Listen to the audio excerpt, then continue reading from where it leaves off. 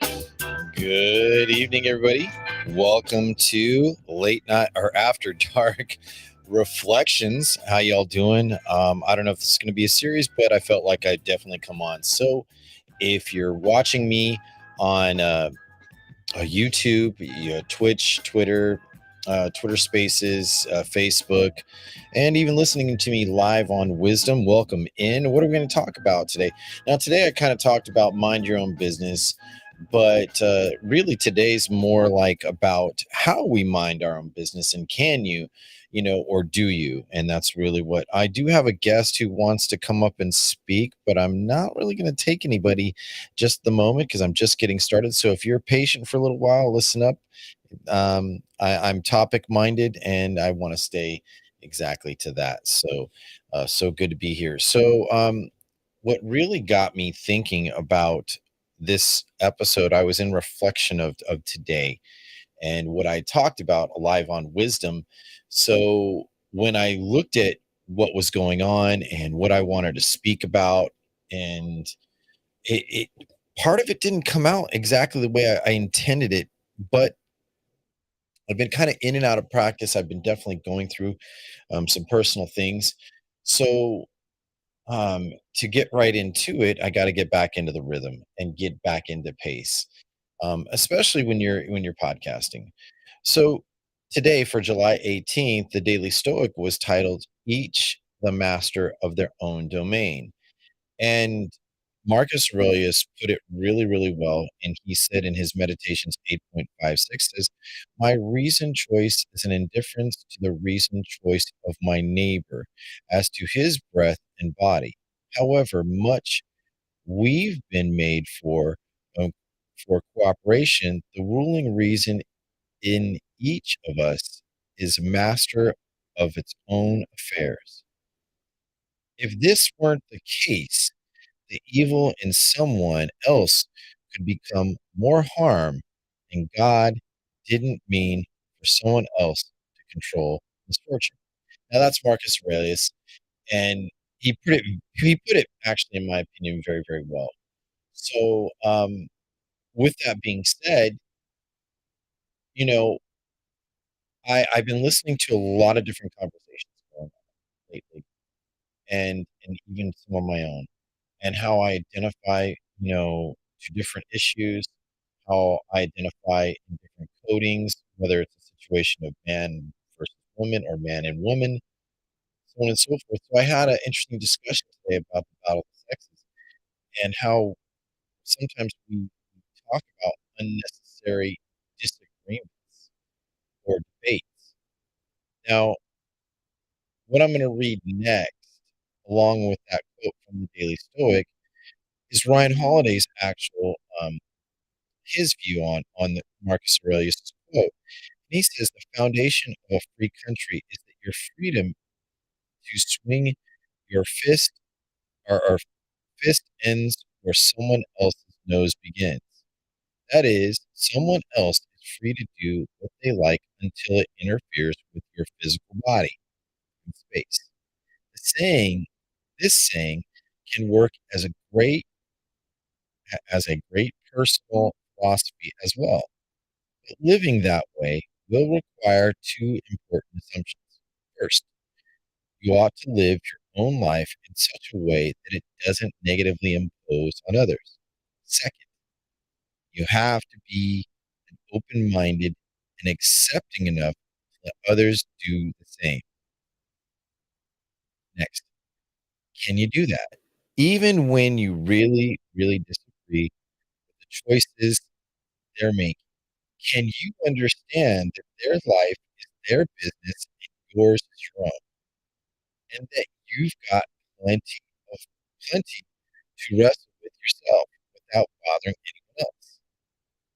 Now, I feel like that's very, very important to say the least, because I see so many things that want us to get activated against each other, that want us to engage with each other.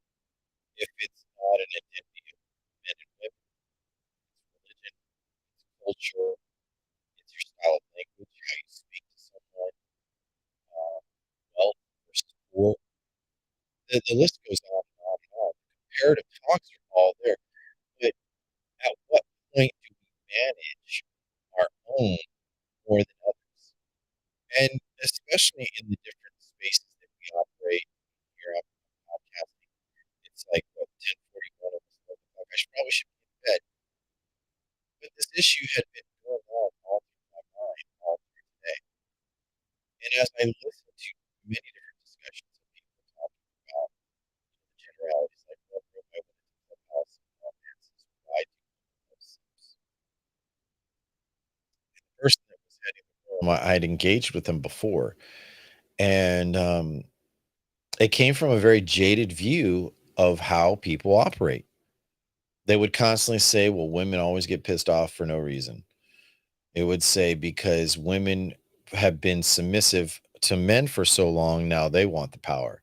And all these ideas. And I'm not trying to necessarily judge him, but yet I am judging. I am making a judgment call in. And I don't necessarily agree with those presentations. So when we look at, whom for what and why we do things, we'll leave like a general category that describes that will may get a following or may get a consensus, like, hey, this is how people think. I've done it myself. I've said, women can be very, overreactive, impulsive.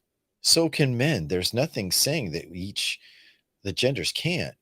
But when it comes to minding your own business, and when people are actually offering an ear to hear or something to listen to you, we've got to take in some considerations. One, what is my overall investment? And am I going to offer more emotions than necessary? That'd be the first question I got to ask. If the other person is not understanding what I'm saying, and I've done this, I've gotten, upset or not really with it, not really understanding. But at what point does that stop? When do I mellow out and manage my emotions better than others? And I think that's what we're really here to talk about, is to look at the quality in which we talk to people and express things and helping them for for better lives. But do we really need to help them begin with? It's like being a father, there are some things I am not going to try to manage for my kids. Now, I've learned from my mistakes where I tried to manage expectations, try to be hard on them, didn't necessarily work, or did it? That's very questionable. So when we look at how we mind ourselves and mind our matters that are important to us, like your longevity, your spirituality, your health, very important aspects of yourself. But when we look at others, like I was looking at, for example, I was watching this TikTok scene where this girl had lost 161 pounds, and the title on the front of her screen, she was very young. She had put, like, she was obviously, let's just say, very curvy or voluptuous, heavy, whatever. But see, if I were to say fat first, you'd be like, well, how dare you say that? It's a descriptive word, but it doesn't mean I'm necessarily being impulsively disrespectful. It's just what I see. So I see this video and she's blaming, for 5 years. I was with this guy and it didn't work out. And now after 18 months, Hunter lost 161 pounds and she looks amazing. Now, was she wrong for, giving somewhat him that metaphorical clout? You know, my question would have been like, well, why weren't you trying to take really good care of yourself while you're in that relationship? And that's a very valid question. But is that really minding my own business? Now, I thought this and I didn't express it, I didn't comment, I didn't say anything, but I couldn't help but think it. And it's like what we put in people's plain sight and view tends to be, it's kind of like the bait, the fishing bait, and someone's going to bite. Someone hears something that you say aggressively that's not appropriate, they're going to address it to you. I don't like what you said. I think that you're this. Matter of fact, even tonight when I was in that clubhouse room where they were saying, why do women love simps?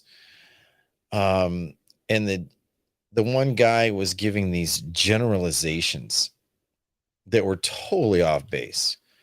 And he said, and I quote him, that women are not empathetic. And I listened probably for a good 10 minutes before I responded. And I said something to him. I said, so let me get this straight. You're saying women are empathetic. Can you define empathy, please? So we understand what you understand, because there's common dialogues that we use each other and we never even looked at the definition. We just kind of adopt it as our own. And that's where our discernment begins and ends, is like how we understood what they said, why they said, and what their beliefs are.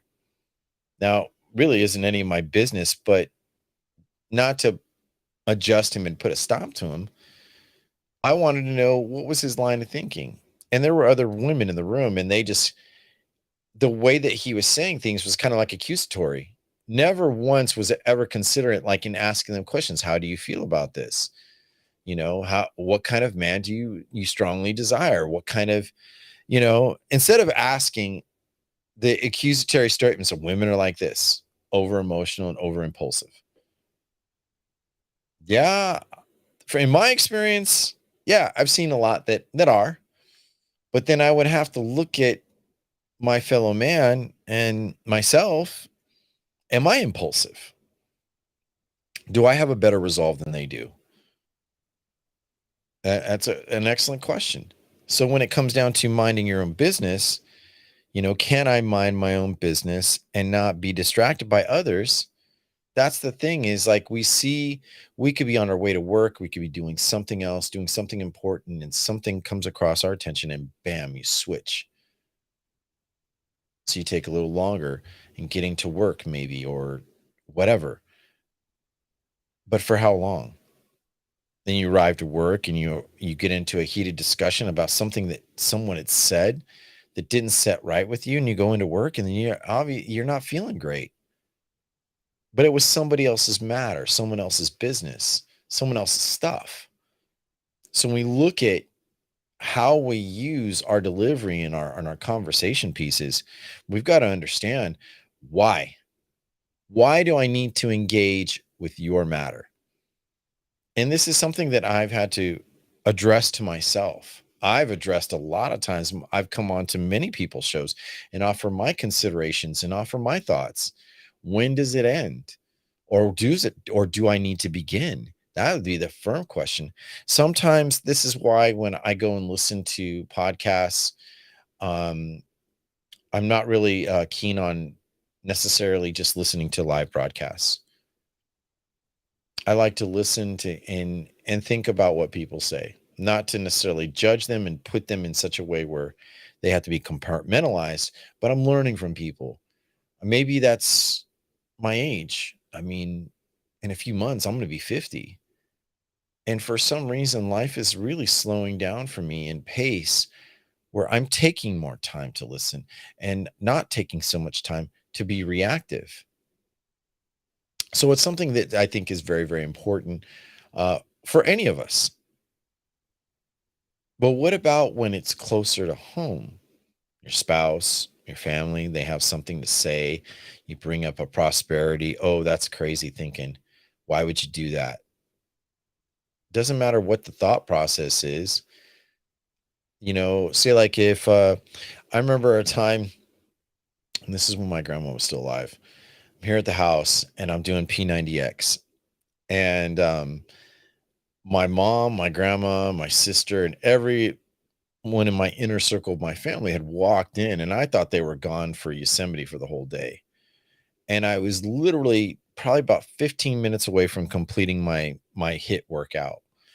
And P90X, or no, excuse me, it wasn't P90X, it was Insanity. That's right.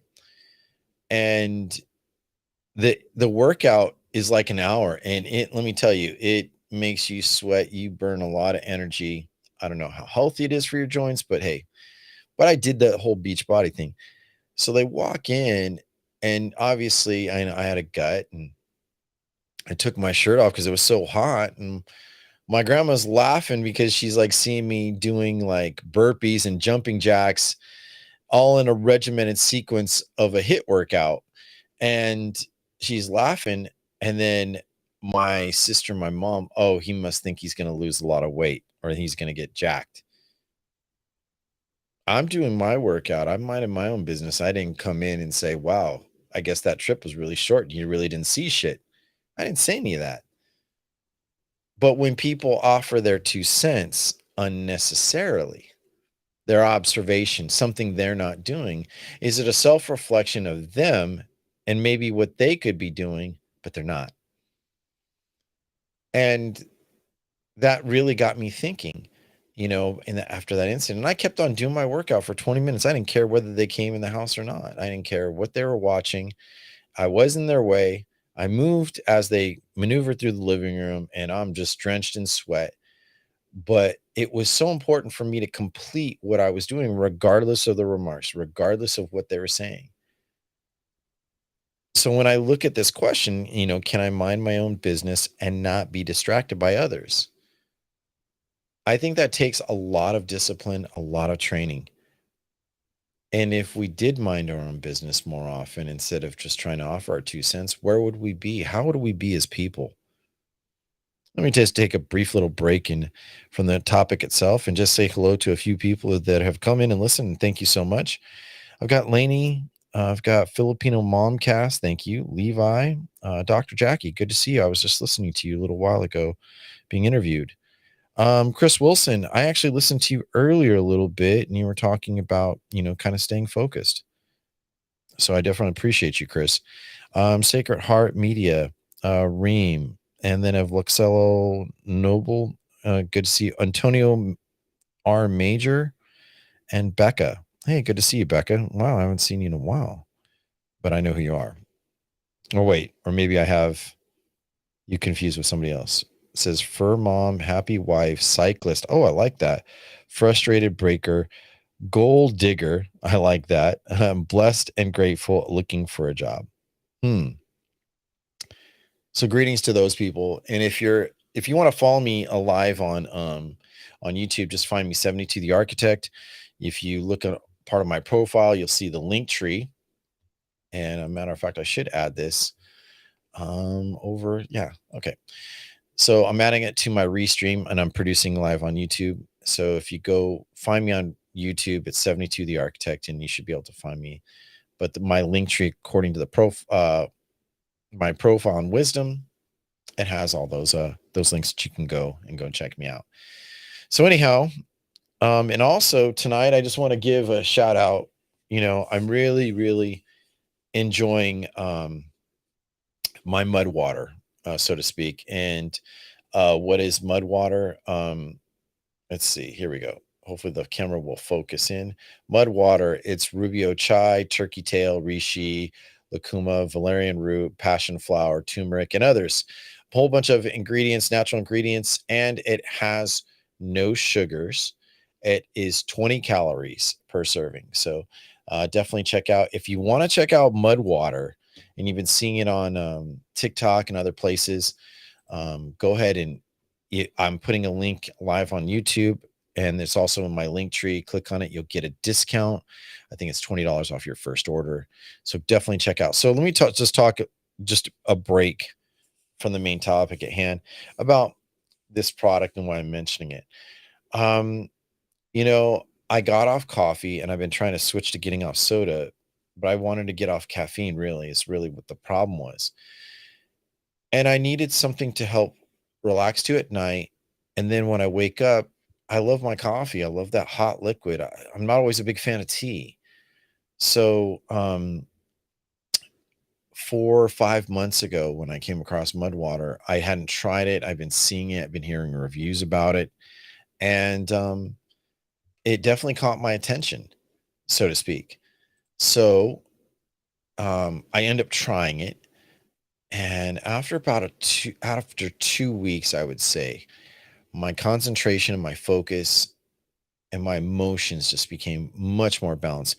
And you can almost say that it's almost like microdosing mushrooms, because there are a lot of powerful ingredients of mushrooms in here.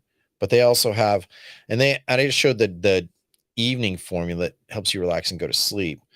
But the day, and you have marsala chai, cacao, lion's mane, cordyceps, changa, reishi, cinnamon, turmeric, and Himalayan salt, marsala chai, black tea, ginger, and cloves and nutmeg. So it's a great earthy drink.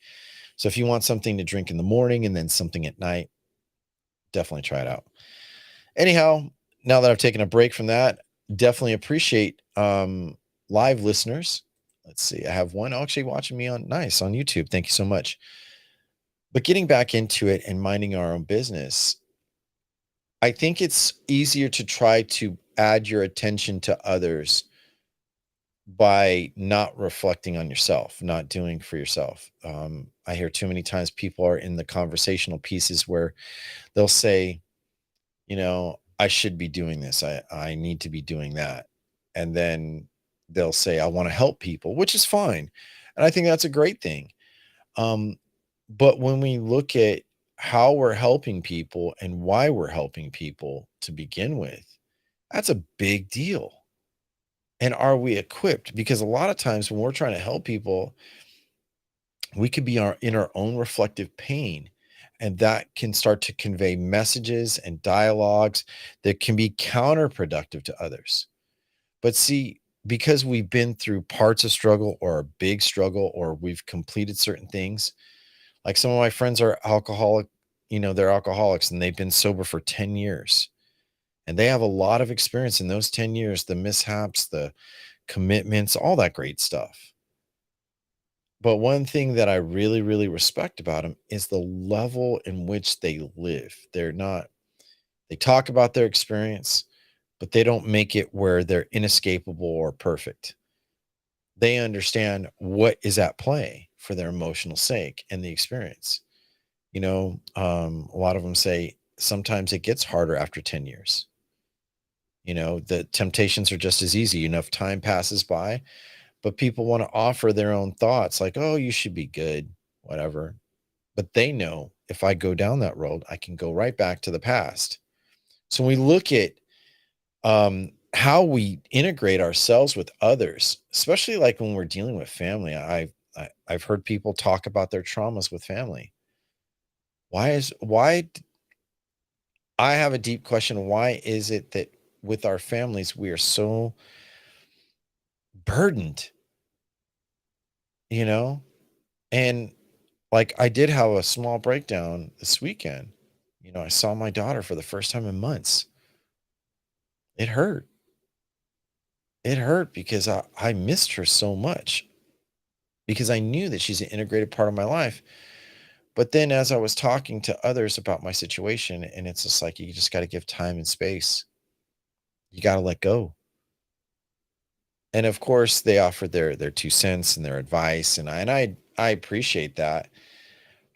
But at what point do you cut it off? Sometimes people want to offer opinions when they have no knowledge, no expertise, no qualifications about a subject matter, and they'll give it straight to you. They'll be like so convinced and charismatic about their declarations or how they're going to respond. And what ends up happening is they're not happy. It would be easier to pay attention to your matter than their own. And that's a lot of times what we do and we reflect on is like, okay, you're telling me some great stuff, but can you show me how it works? Or this is one thing that's come across my attention that I've been accused of a lot of times is, hey, you make it seem so easy. You make it sound so easy, like anyone can do it. And my response every single time is if I can do that, did you ever possibly think about the amount of work that it took to where I've paid my price or paid my dues in getting out of the mud and be able to say this for your benefit? Can I be a resource to you? Is my question. And what ends up happening is they get dismissive. But that's where I also know to where it's like, this is where I reel back and just say, you know what? Maybe I don't need to be in that particular space. Maybe I don't need to address this particular person. If they want to be foolish in that way, then that's on them. But sometimes we do need to say something when a behavior is outstanding and people obviously don't have a voice or cannot have the strength. And how I think about this is like, for example, the Good Samaritan laws. Once you take on a Good Samaritan quality or duty, you're now legally liable. So if you say like rescued someone, the Heimlich maneuver, and you saved them, but you may have broken a rib or something, should you be really responsible? Well, if I let them and choke right there in plain view, am I responsible? Is that minding my own business? How many times have we seen videos I've watched in the last year, videos of the New York subway system where women were being assaulted by men, or people were being mugged on public transit, and innocent bystanders stood and did nothing. Or were they so innocent? When do they do something? Just so this is where I've really started thinking about this even more to figure out the answers. And so I measure exactly my efforts throughout the day. I write in my journal, like I write in a daily log. I use this phone device, you know, an iPhone. I use this thing and all the tools that it comes with. Because I heard a remark about the iPhone saying that we only use maybe 10% of the capacity of the phone. And so I started looking at like, oh wow, notes. Let me log this note in. I talked to Joe Sandoval, or I talked to Joe Buck, or whoever, just using some names. I talked to them about business, or interesting meeting today, follow up call, little remarks. And so when I write in my journal at the end of the night, my personal reflections, I'm looking through my phone and I looked at what was the most qualitative things that I did today. Where did I find the rewards in what I did? And where was I distracted by others? And most of the time when I get onto Wisdom or Clubhouse or any of these social audio apps, it's when I'm driving. Many people have made remarks when I'm driving, you're doing this and that. And that's great.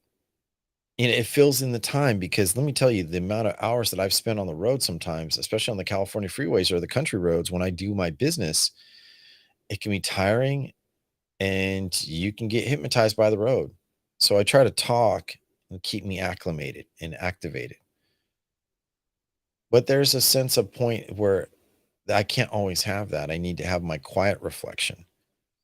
So that's when I will go and listen to old recordings. I'll look at some of my friends and colleagues and look about what they presented, what they talked about. And so I'll find a few talks and I'll listen for about 30 minutes, and then I'll make notes. And so when I write the review at the end of the day, my reflections, what did I learn? And how could I apply it to myself? And how can I be of service in the next day? So it's something that we all got to think about in the long run. But 9 times out of 10, what I've noticed in the social audio spaces is that people want to mind other businesses first. Like last week, Dr. Jill Biden, wife of President Joe Biden, had made a remark at, I think there's Unidos, something like that, a Latin American association in San Antonio. And she had made some remarks calling people tacos, or,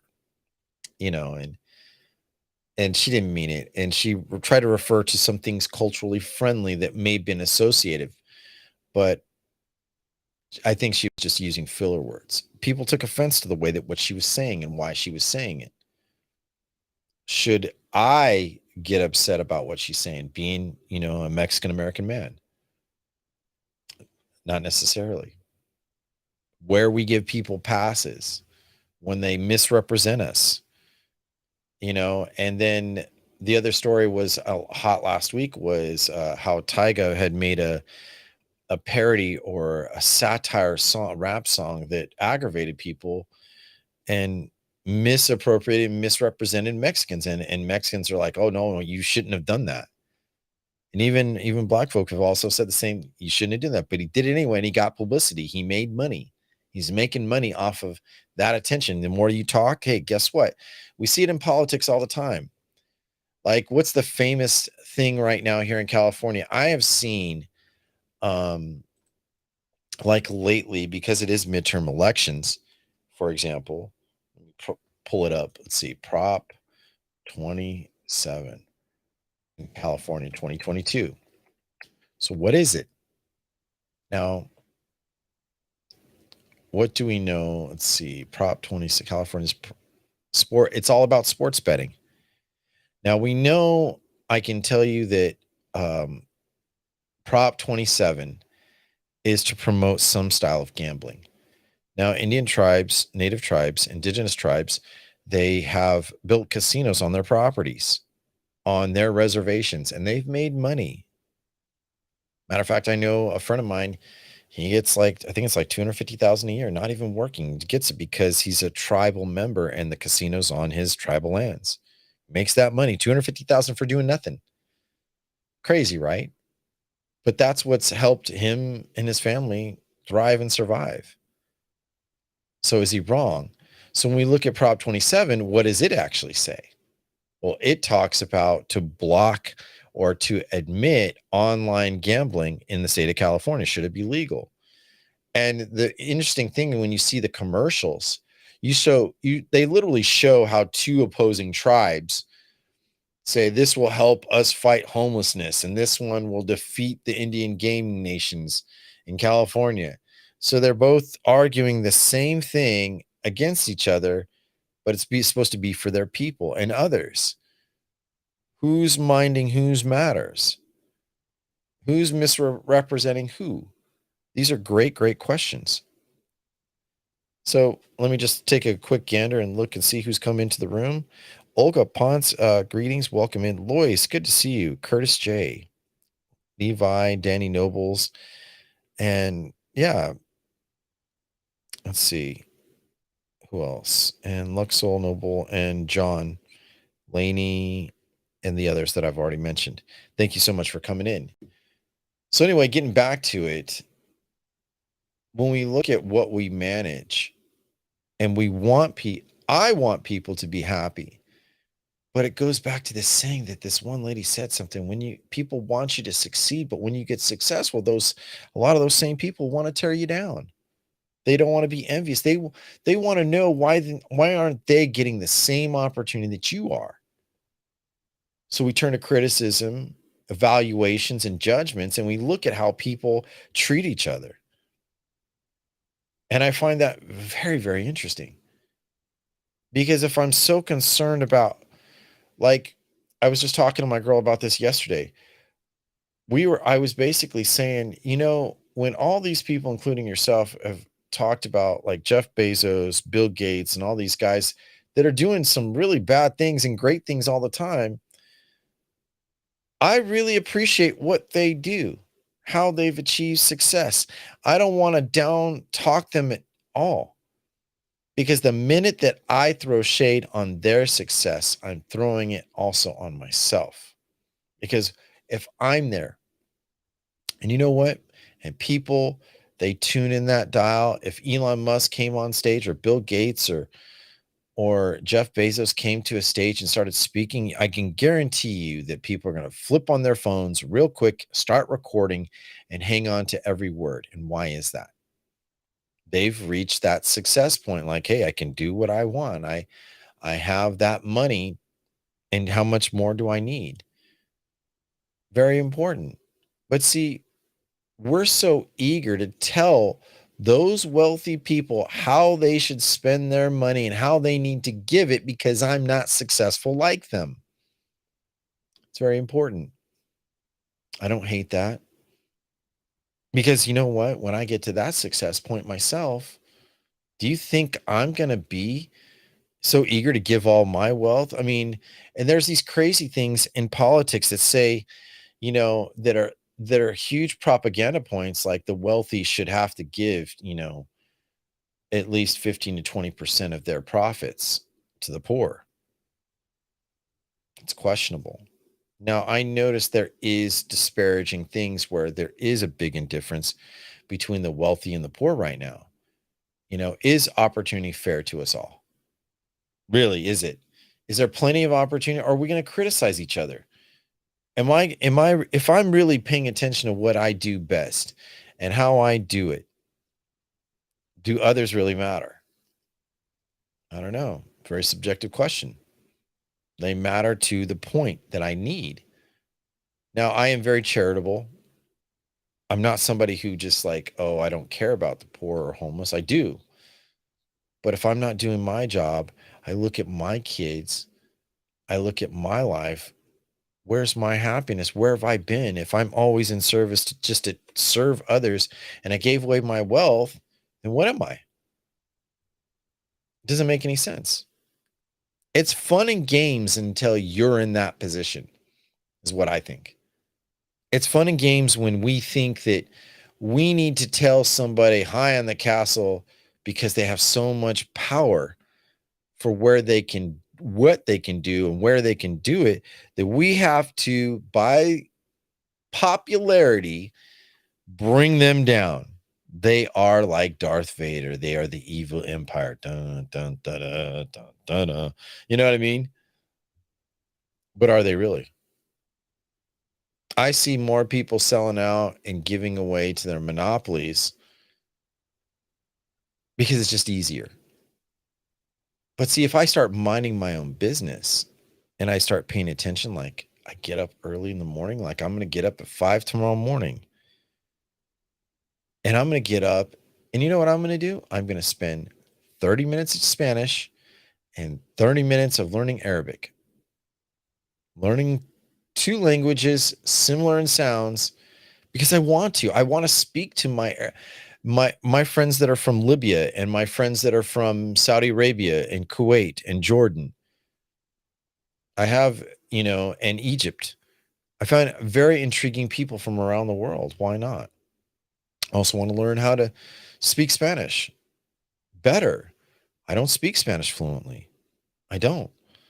I love the music, love the programming, all that great stuff, but I want to do more. So if I pay attention incrementally and I start learning those skills, guess what? More opportunities are available to me. But see, people will complain that there's no opportunities for them because no one taught them about opportunity or how to handle it. I hate to break it to you. No one ever really does. The wealthy teach their children about the rules of the game and they follow in line. Otherwise, they go without. That's not by accident. So why don't we do the same? No one's stopping you from becoming financially literate. No one's stopping you from becoming emotionally intelligent. No one's stopping. There's plenty of books, programs, and all these things.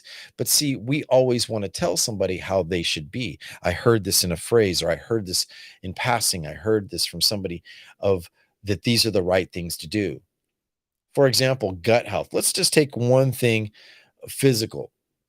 In the fitness and diet industry, more people have talked about gut health in the last 10 years, and it's been a lucrative business. New things that I have come to understand, for example, adrenal gland fatigue, cortisol levels. These are the scientific identities of where problems are for the human body, especially in the United States. What affects that? The food. So why are farmers and conglomerates allowed to overpreserve and treat our food that make us unhealthy? How can they get away with that? Is that minding my own business? Yes, it affects me. Well, what choice do I have to be able to level the playing field and say, I will no longer buy from you? And if I use my voice and people come to my house and eat my food, where did you get this fresh food? I grew it. I didn't buy it.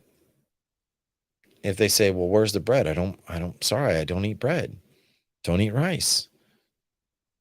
There's a lot of gluten and flour products that I don't touch anymore. Why? Well, it's not healthy for me. I chose a better way.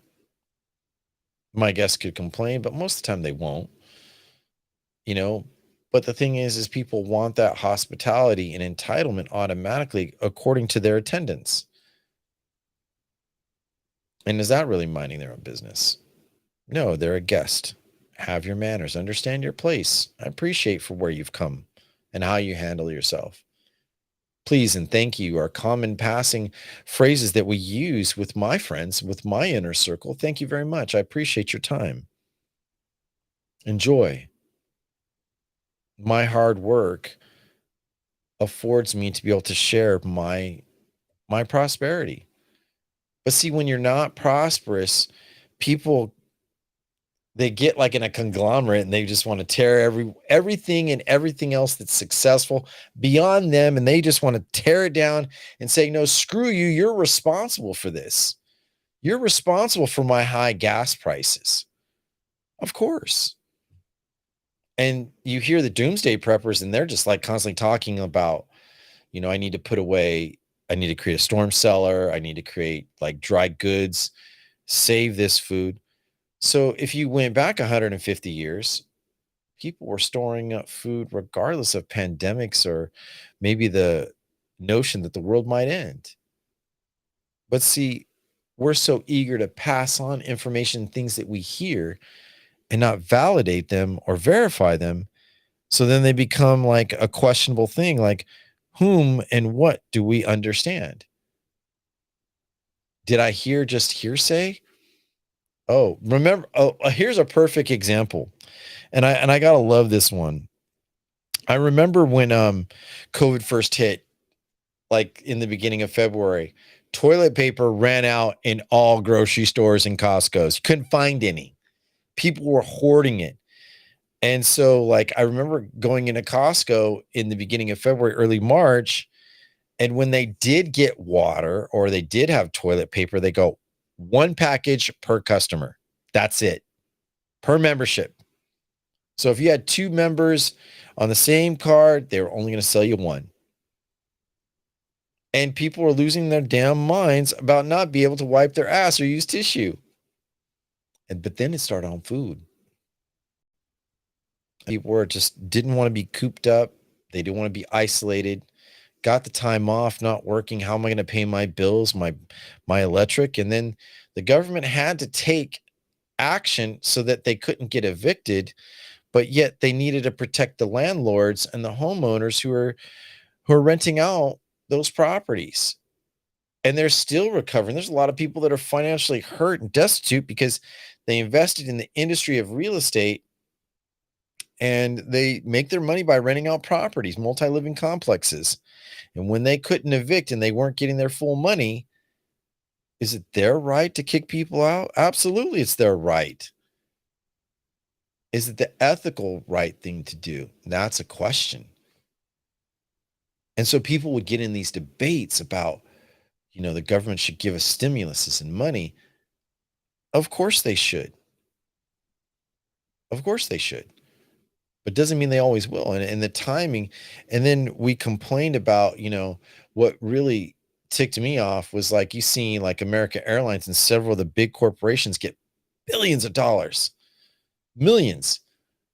And you see the average Joe, and it's like, what, I got $1,200 for a family of four, and that's hopefully going to feed me the rest of the month. And then the next stimulus didn't come out for like 6-7 months. And so legislation was trying to go through, but it's like how we mind our business, even the politics. Are you living in a way where you save up provisions? Like here at the household, we have several trees. We have a peach tree. We have an apricot, an apple, almonds. We grow our fruit here at my house. We aren't growing cabbage or certain other things. It's really hot right now. Like today, I think it was like 104 degrees. But the point is like from when I was growing up, canning and storing up foods and vegetables and fruits for later when the winter came was a normal practice. This is something that was set even by my ancestors. They did this, and I used to ask, why do we do it? My mom would say, you like enjoying what we eat? So we don't have to spend more money. Yeah. Okay. There you go. Mind your business.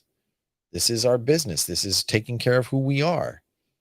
But see, we want to offer our 2 cents in everything else. And I don't think that our opinion is really antiquated or appropriate for people's notions of how they live. Someone was asking me the other day, what do I think about like everything was last month, it was Pride, right? And they asked me, do I support Pride? And I'm like, not at the moment. I don't really support it. I mean, does anyone support me being straight? I mean, if they're a part of Pride, I'm happy for them. Good. Thank you for your movement.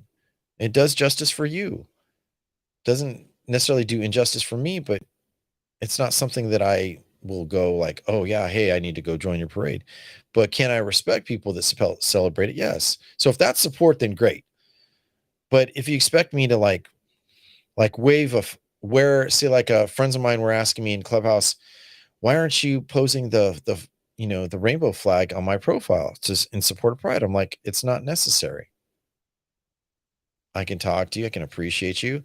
But see, once I said that, they were too busy wanting to mind my affairs and how I handle myself because it irked them. And I remember reading something earlier today in the Daily Stoic that kind of talked exactly about this. Matter of fact, I think it was July 16th. Let me see if I can go back. And what they were saying, let's see. Okay, so it says, to what are you committed? What mission, what purpose? What are you doing? And the more important, why are you doing it? How does this do every day reflect in some way the values you claim to care about? Are you acting in the way of consistent with something you value, or are you wandering on more to anything other than your own ambition? When you examine these questions, you might be uncomfortable with the answers. That's good. That means that you've taken the first step to correcting your behavior, to being a better than those wild creatures Marcus had mentioned. It also means that you're closer to discovering what your duty calls you to do in your life. Now, I think that's a very, very important question, because when you look at this and you read what it says, it's it's basically saying, if I care what matters most to me, I don't have time to make opinions about how others should live. And that is mob rule. When you piss enough people off, they'll get together and they will come with pitchforks and fires and burn your house down looking for you. Look at the analogy of looking at Frankenstein and Dracula, those classic tales, right? Let's see. Curtis J, you wanted to come up. I'll definitely bring you on up. Welcome for the very first time. In 3, 2, 1. Good evening, sir. How you doing? Hey, good. How you doing, brother? I was just I was living in your moment there for a few minutes. Interesting. Yeah, I was just got off a talk. Yeah, I saw you were talking earlier. I was listening for a little Yeah, bit with you and Doctor. Was it Jackie? Dr. Jackie Lau. Yeah, I was listening to you guys for a little while. Yeah. It it went on too long. Well, did it? You don't know. What was the But it was conversation? great. Did you enjoy it? It was awesome. That's all that matters. That's Straight. that's all And then my opinion. That's as far as it no, goes. Hey, if you'd yeah, enjoyed no, it, that's all that matters. hey, yeah. So, well, other people enjoyed it, but that's the part of you were just discussing being judgmental. So, Mm-hmm. yeah, yeah, no, it's so great. We're living post pandemic today, Mm-hmm. and having this app, meeting new people, meeting different people, and everything else. It's like, what's going on? Like, how do we function as a society? Do we have to do it through here? No, we don't. But can we? We can. And we're both mentors, so it's like it's an exotic app because you Mm-hmm. can discuss, you can play music, you can do whatever you want to do. Mm-hmm. Um, you were talking about the pride thing. It's like, I I did a couple shoots where it was like, I wore the band, but it was to support my friends. So it's not like there's not support out there Mm-hmm. for that. But I don't need to march in a parade. I mean, I'm not marching in a. I don't. Is this? Am I allowed to be explicit here? You can say whatever you want. I will hold no judgments about your words and what you use.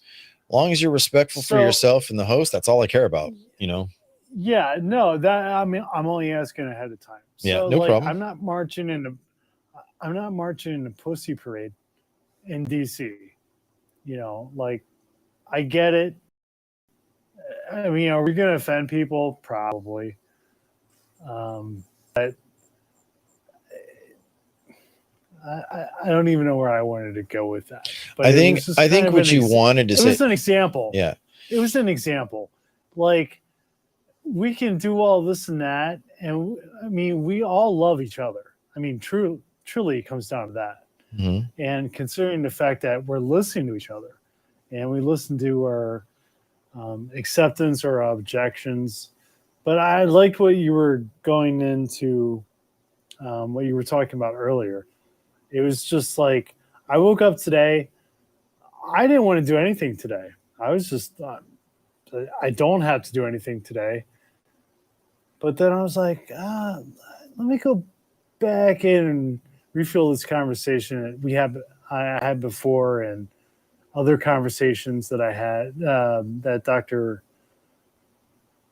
Jackie had, and it was just like, but to connect with people around the globe, to get real world events, to get real time data, that amazes me, because considering the fact that neither of us are listening to the news right now.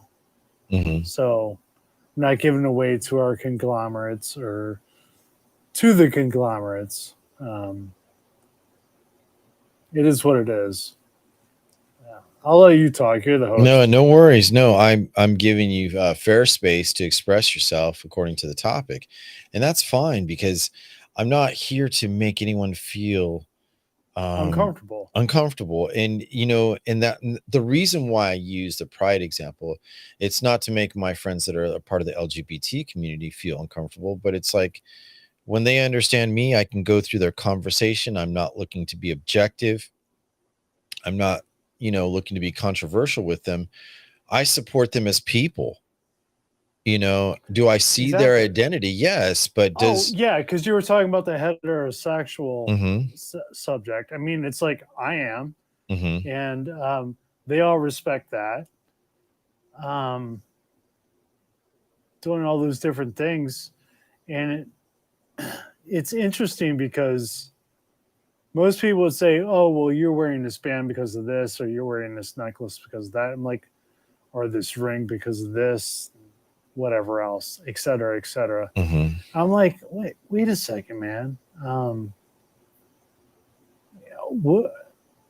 not trying to prove anything. I'm just supporting my friends. I mean, everybody know, like the gaydar is not going off. Like, right. Like we all respect our own opinions, and I felt like we were brought on the earth to procreate. We're not going to get away with that if we're doing what's that one thing where it's like the polygamy thing now?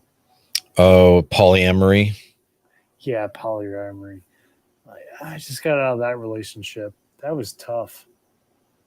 I'm not really for it. But as monogamy, I think that I think that what the important point that must be understood is where we imply and assert our position to others. Right. If it's not necessary, why do we do it? What is the purpose in which we do it? Because a lot of times I feel when we assert our opinion and into other people's matters, it's more like, are we trying to change them or guide them into the light? I mean, I used to get so irritated when people would tell me, I like that. Yeah. when people tell me you need to be woke or you need to be working within light workers, and I'm just like, excuse my language, but go fuck yourself. I was just gonna say, yeah, get fucked. Yeah, I'm like, I'm good with who I am. Right. I work in the dark and the light. So, but then I learned how to reel that abrasive opinion of what I said. It's like, maybe I can deliver this in such a way where it's not just like jerk and rigid, and just say, you know what, thanks for You're your not being, consideration, but I'm not interested in doing what yeah. you're doing. Okay. You're not an asshole. Right. Yeah, you're not a douchebag, whatever else they all come up with. Yeah, no, I get it, man. No, I was just, Yeah, because when I I mean, was, on here you got a lot of people that are into the spiritual realm. We have a lot of tarot readers. We have a lot of people who are I'm cool with coaches. that. Yeah. I did it. Yeah, no, I did it. And when I was on with Dr. Jackie, it was just like, let me experience who I am a little bit. And like, they should lock me up for being batshit crazy. Mhm. You know what I'm saying? But are you other really than crazy? that, If you don't feel you're crazy, according to whose opinion? And that's the thing is like, this is right. where it gets me. It's like, there's a thing, recently it's been administered to society, and it's been known for a while. It's called neurodiversity. And Yeah. more people are taking on the labels of neurodiversity. I'm neurodiverse. I have a condition called Asperger's. It's kind of like having autism and ADHD all combined. It's like I could be super focused. I can be delayed in my Oh emotions. Jesus! You know, Is that what it's called today? Like where you're like 10 different spectrums of the whole spectrum, that's the like thing is the how whole wide you. where you Yeah, test. I just need to understand that why I could be so socially awkward so often, and how do I begin to understand myself? Because if people are constantly telling you, like, why do you say this shit that you do? I didn't understand why. I had to, and so with a work with my psychologist and my therapist, I took a long series of tests, and it's very hard to test for this. But when you can, then you can begin to understand how you you operate. can. But so are you being? Here's the perfect question: are you being honest with yourself and your doctors the whole entire time you're doing it? Absolutely. Okay, because you're really. I mean, I realize where you're coming from. Um, Sometimes like, but they always know the notions. Like what we forget is they've seen, and I'm not talking about the craziness factor. I'm talking about other like health factors and everything else. Like, how did you know that? And like, I already knew they knew it, so I'm trying to be the king of call offs, because I Mm-hmm. was always known as the king of call offs. Like, where's Curtis at today? Oh, he didn't show up. Yeah, he's not coming to work today. Oh, what's he doing? And this is before social media. I'm probably in Florida or Texas or Germany or wherever. Like it doesn't matter. Like I'm just like, I'll come back. Here I am back in the having to work again and all that stuff. It's like, so that was like the constant realm. And then it just kind of came to a point where I was like, you know what? I'm affecting other people's lives, Mm-hmm. but they love that about me. So it was totally cool. And then it was like, who is this guy? And like, nobody knew me. So then it came down to that. And then it was like, oh, he's a loner. But it was like the mysterious person out there Mm-hmm. that nobody knew, that everybody wanted to relate to, but never wanted to say anything. So I get where you're coming from. Yeah, and for Trust me. me, I didn't want necessarily anything to be, when I first found out, I had to go through, like I said, I had to go through a series of tests. I wasn't trying to pre-diagnose myself. I really wasn't. It just about 5 years ago, my girlfriend was talking to me and she's like, babe, I want to put this on your plate and just to see if you're curious, and maybe you might want to check it out, and maybe follow up with your therapist and find out. And I asked my, you know, I built a strong relationship with these people that I pay Right. for, and they have no interest to put me on drugs or any of that. And I don't take any. Yeah, and I'm totally. I don't like taking pharmaceuticals. I've been Yeah. on them all. They don't help me. I needed to know how I process, Right. how I can learn from, instead of feeling like and down and depressed based on people's constant opinions about how I operate, and just learn, well, now I understand. So now maybe I can tweak my behavior or the way that I deliver things, or not just be a jerk. Cause like sometimes if you catch, some people catch me at the wrong time, it's just, well, like, why are you being stupid? Why are you wasting my Yeah. time? And that's like, it's not appropriate, because now my new policy in life is I want to greet you with the utmost hospitality way I can greet you with, meet you of the mind, and leave you with a long lasting hospitality.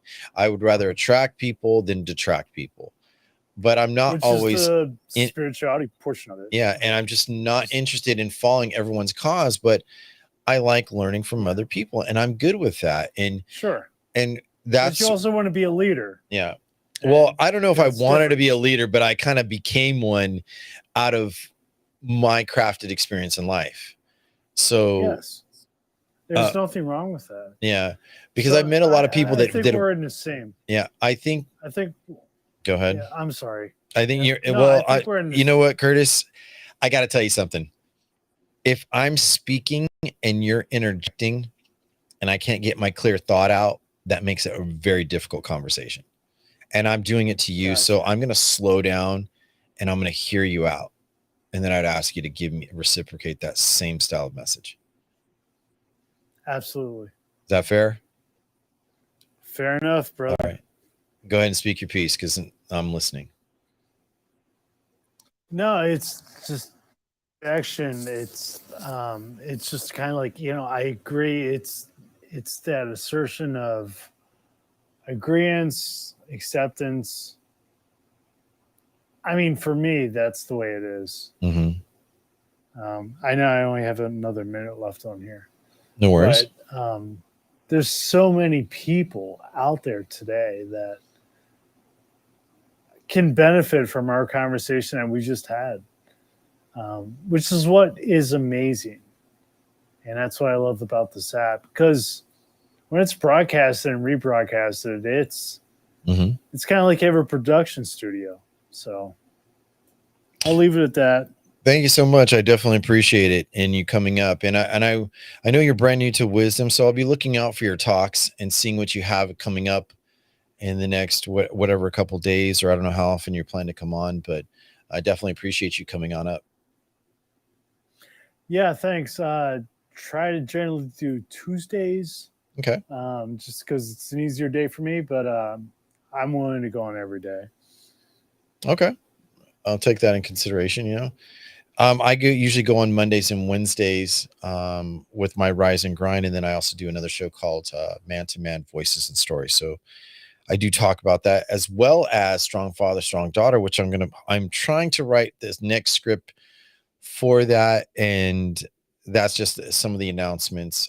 I'm trying to work on so many of these different aspects of making content. And starting tomorrow, I'm going to be doing TikToks every day for the next 30 days. Make 30 seconds, 60 seconds of TikTok, and explore the TikTok world, and to expose my product and what I do with my podcasting, my speaking. Right now, I'm producing live through Restream, which is through YouTube, Facebook, Twitch, and Twitter Spaces. So it's been a great platform, as well as live producing on Wisdom. So if you're following me, I definitely appreciate you. All the brand new ads and followers, hey, thank you so much. It's an amazing thing to communicate with you all. So as I'm bringing this to a close, yes, I've been at this for an hour, which I normally don't do, but this is after dark reflections. Can I mind my own business? And it's a lot. I'm probably gonna have to chop this up into 2 or 3 segments, but what I want to say is that if we pay attention to what matters to us most, our person, our grace, our good character, and how we operate to be of service, I think that there will be a lot less problems in the world. Doesn't mean that we're going to solve all the problems. And it doesn't mean that it's always going to be fair, but at least we can work for balanced movements and moments. We can take an appreciation for each person's individual contributions as well as groups.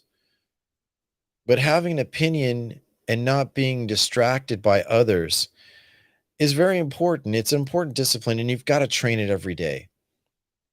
It starts from the moment you wake up. Do you pick up your phone? Do you look at what's the notifications that came on?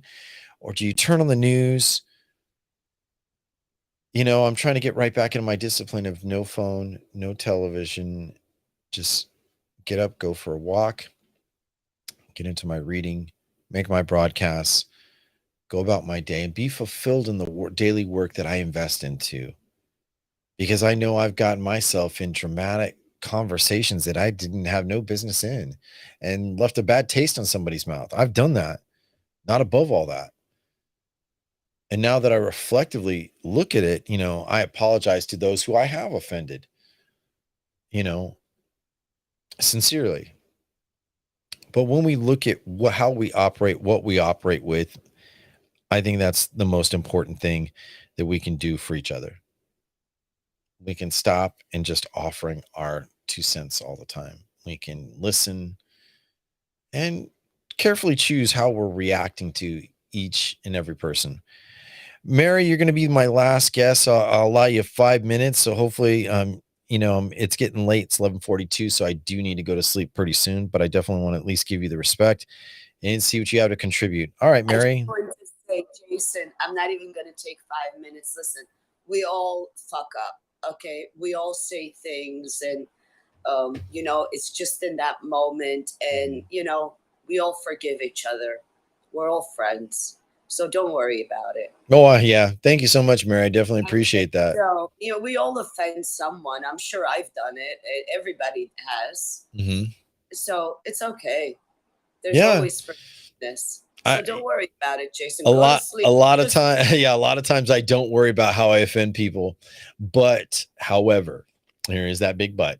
There are times where, as I'm working with my diversity, my neurodiversity, and how I process and understand and how I talk and how I listen to people, sometimes it's a personal retraining to get a better outcome. And Mhm. that is my business. That is what I'm focusing to do better at. I'm not always concerned about Joe Schmo, why he wrecked his car when he was pissed off at his girlfriend, or why,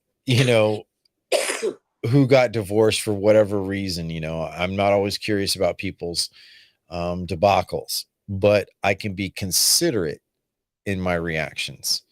Yes. And I can have no opinion, which is probably a lot of times the most powerful thing that you can do. So sometimes not having an opinion at all, brings less attention to you and lets that I person have go on their way. like that. Basically, he just listens. Hmm. He never responds. And Yeah. how he does this, I don't know. Hmm. And he's the kindest, loving person. And the other uncles are so aggressive. And this one just sits there. I think the people that sit there in quiet can be the most dangerous people in the room. Actually, no, he's an artist. So No, I'm not saying like to be mean, but they're the most dangerous because people are trying to anticipate what they think or how they are, and they give no reaction.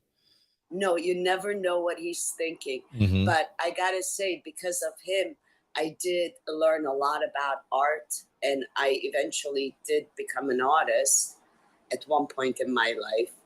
And he's just the way he is. He never changed all these years. He's now 80 something years old, the same. Mhm. Well, Mary, thank you so much. I'm going to be closing out the show. Thank you for coming up. We'll see you next time. Okay. Have a good one. You too. All right. Bye. All right, ladies and gentlemen. So this is the close to After Dark. I haven't done an hour show in I don't know how long. It's been a little while, but it's been a great discussion for the few guests that have come up. If you're not subscribing already, just hit that plus on the wisdom. If you can follow me on TikTok or any of my social medias, whether it's Instagram, Twitter, YouTube, I would greatly appreciate it, and it will help my cause and help some of my goals to come to fruition. So stay tuned for Wednesday. I will be back on Wisdom for my Rise and Grind, and we'll be covering more issues and more great topics. And if you have something in mind you want to discuss, feel free to reach out to me in any of the DMs, like Instagram or Twitter. You can send me a DM, and you have a topic in mind, you want to talk about something, or you want to interview, we can calendar something. And also, shout out if you want the discounts, like on some of the products that I'm enjoying. I'm setting up my Amazon business page, I guess, from anywhere the audiobooks and the books that I read to the equipment that I bought for podcasting or whatever products. I give a pretty fair review on most things, and as well as restaurants. I do enjoy Yelp. So if you're in California, in Northern California, and you can find me on Yelp, I should be adding that to Linktree also. That reminds me. But yeah, it's just like helping people connect to better outcomes and minding their best selves, minding their best manners to what they do for them. Well, I hope you all have a great night's sleep, and a good morning to all those in the UK and abroad. Thank you so much for listening. I'm 72 the Architect, and I'm out.